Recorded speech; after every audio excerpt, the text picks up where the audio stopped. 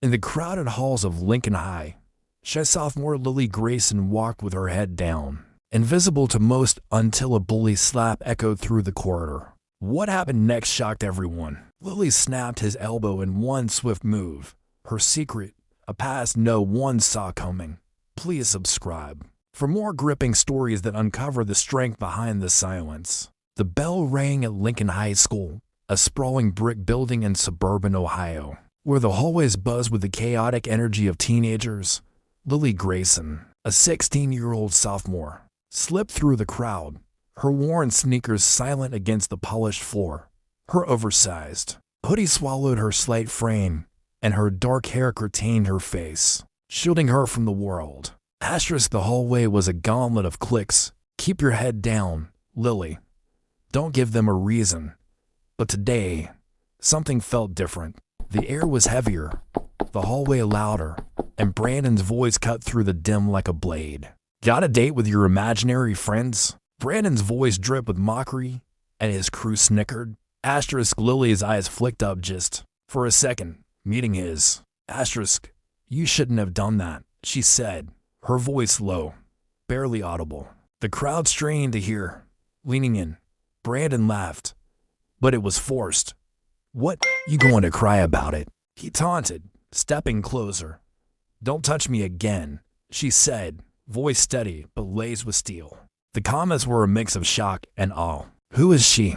That was insane.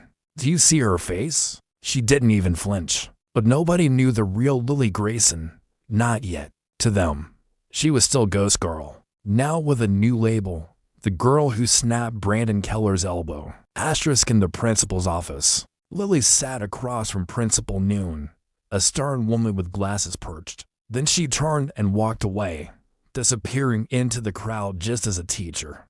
By the time I got there, Brandon was on the ground and Lily was gone. She said, Brandon, his arm in a sling, sat sullenly in another chair. His parents hovering behind him were furious, demanding Lily's expulsion, suspension, anything. She assaulted our son, Mrs. Keller shouted. She's dangerous. Lily sat quietly, her hands folded in her lap. Her expression Mrs. Callahan pushed through, yelling for everyone to back up. The bell rang again, but nobody moved. They were too busy staring at Brandon, writhing on the floor, and whispering about the quiet girl who'd just broken his elbow. By lunch, the story. He raised his hand again, this time, aiming for a harder hit. But before his palm could connect, Lily moved. It was so fast, so precise that most of the crowd didn't even see what happened. Her gray eyes were calm, almost unnervingly so. But Brandon didn't notice. He saw a weakness, a target. He reached out quick as a snake and slapped her across the cheek. The sound cracked through the hallway, sharp and ugly. Gasps rippled. Hey, Ghost Girl, he called, loud enough for heads to turn. For a moment, the world seemed to freeze. Brandon grinned, expecting tears, maybe a whimper. He'd done this before, or picked on the quiet ones, the ones who wouldn't fight back. Brandon screamed, dropping to his knees, his right elbow bent at an unnatural angle. The hallway erupted in chaos. Shouts, gasps, phones whipped out to record. Jake lunged forward, but Lily stepped back, her stance low, her eyes scanning the. Lily, do you want to explain what happened? Her tone was firm, but not unkind. Lily glanced up, her gray eyes meeting the principal's. He hit me first, she said simply. I defended myself. Brandon's face reened. She broke my arm. Kids stared, some with fear, others with respect. Living in a rundown apartment with her mother, Sarah, and her stepfather, Derek.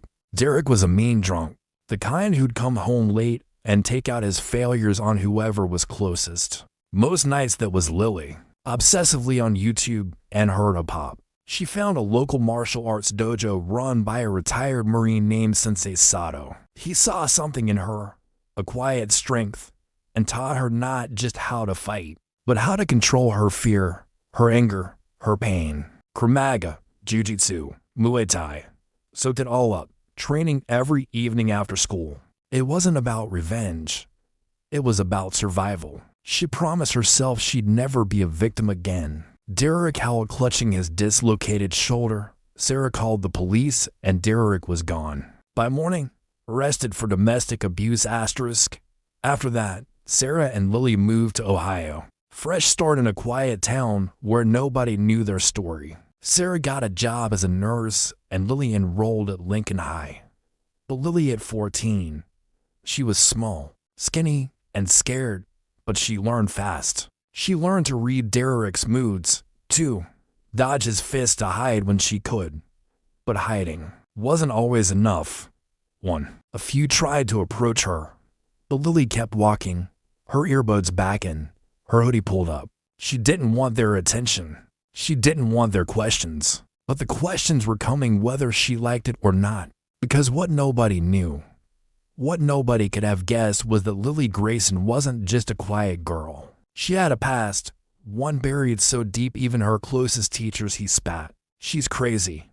His parents nodded, but Principal Nuon raised a hand. "We have witnesses, Brandon. Multiple students saw you strike her first. We're pulling the security footage to confirm." Brandon's bravado faded, and his parents' outrage softened into uncertainty. Lily said nothing more. Her silence, a wall nobody could breach asterisk. The meeting ended with Brandon facing a week suspension for initiating the incident, while Lily was given a warning for excessive force. "You need to control." The videos on X kept spreading, and by the next day, Lily was a minor celebrity. Kids she'd never spoken to were suddenly saying hi, asking her to sit with them at lunch. "You think you're tough now, ghost girl." Jake sneered, stepping closer. Lily's heart raced, but her training kicked and dotted. Her hands loose, her stance relaxed, her eyes scanning for exits. "Walk away, Jake," she said, her voice calm. "I don't want trouble." But Jake wasn't listening. He swung a fist, aiming for her face. Mia's eyes widened as she saw Lily spar, her movements fluid and precise. Mia didn't mention Chicago or Derek. She didn't know about them. But she painted Lily as someone who'd chosen to fight back, not out of anger, but out of necessity. The article went viral on the school SX page, and suddenly Lily wasn't just Ghost Girl or the elbow snapper. She was a symbol, someone kids looked to when they felt powerless. Asterisk. Not everyone was a fan, though.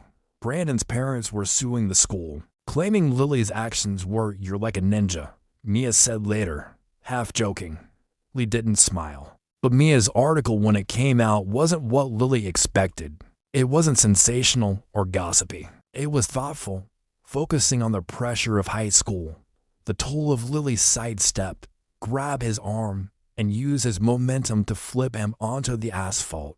He hit the ground. The attention made her skin crawl. She didn't want to be a hero or a villain. She just wanted to be left alone. Asterisk. Word of the parking lot incident spread even faster than the hallway video. By the end of the week, Lily was a legend, but not the kind she wanted to be. Teachers started watching her closely, half expecting her to snap again. Her classmates were split. Some thought she was a badass, others a freak. And then there was Mia, a junior who ran the school's newspaper. Mia was curious, persistent, and determined to get Lily's, but Brandon's crew had other plans. Jake, his right-hand man, wasn't about to let Lily's stunt slide. She approached Lily in the library, where Lily was hiding out during lunch. "Mind if I sit?" Mia asked, sliding into the chair across from her without waiting for an answer. Lily glanced up, wary. Mia was all confidence, bright eyes, a quick smile, and a notebook already open. "I'm writing a piece about what happened," Mia said. "Everyone's talking about you, but nobody knows you. Care to share your side?" Asterisk. Lily, their cameras flashing as they tried to get a shot of the violent girl. Lily hated it, but Mia was there deflecting questions, running interference. "She's not the story you think," Mia told one reporter. "She's not a villain.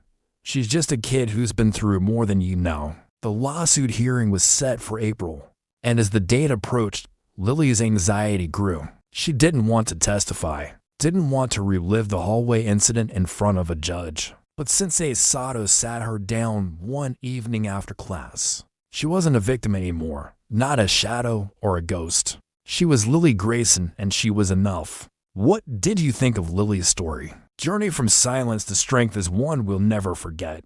Drop a comment and let us know where you're watching from. New York, California, Texas, or somewhere else in the USA. Subscribe for more stories that inspire and surprise. You didn't start this, Lily, he said, his voice steady. But you can finish it. It showed Brandon and his crew cornering another kid, a freshman named Tim, in the same hallway. Kids who'd been too scared to speak up before told stories of Brandon's cruelty as slaps, threats. The judge ruled in the school's favor, dismissing the lawsuit. Brandon's family moved away shortly after, and Brandon transferred to another school. Lily thought that would be the end of it. But life at Lincoln High had Brandon had slapped him, too, and Tim had run off crying. The video had barely any views, buried under the algorithm. But it was proof Brandon wasn't just a one-time bully. He was a pattern. Lily and Mia took the video to Principal Nguyen, who contacted the school's lawyer. Show them who you are, with your fists, but with your truth. Lily nodded. But the weight of it all, Brandon, the lawsuit, the stares, the whispers was crushing her. The twist came the night before the hearing. Mia showed up at Lily's house, her face pale. I found something, she said, holding out her phone. It was a video, not from the hallway, but from a week earlier, posted on an obscure X account. At the hearing, the video was played for the judge along with statements from other students who'd come forward. After Mia's article, kids Lily didn't even know, changed. She wasn't invisible anymore. The kids still called her Ghost Girl, but now it was a nickname of respect, not mockery. She started sitting with Mia at lunch, even joined the newspaper staff when Mia wouldn't take no for an answer. Sensei Sato noticed a change to Lily's sparring was lighter, less desperate, like she was finally letting go of something. One afternoon as Lily walked home from the dojo, she stopped at the park where she used to hide out when things got bad. She sat on a bench watching kids playing for the first time in years. She felt something like peace.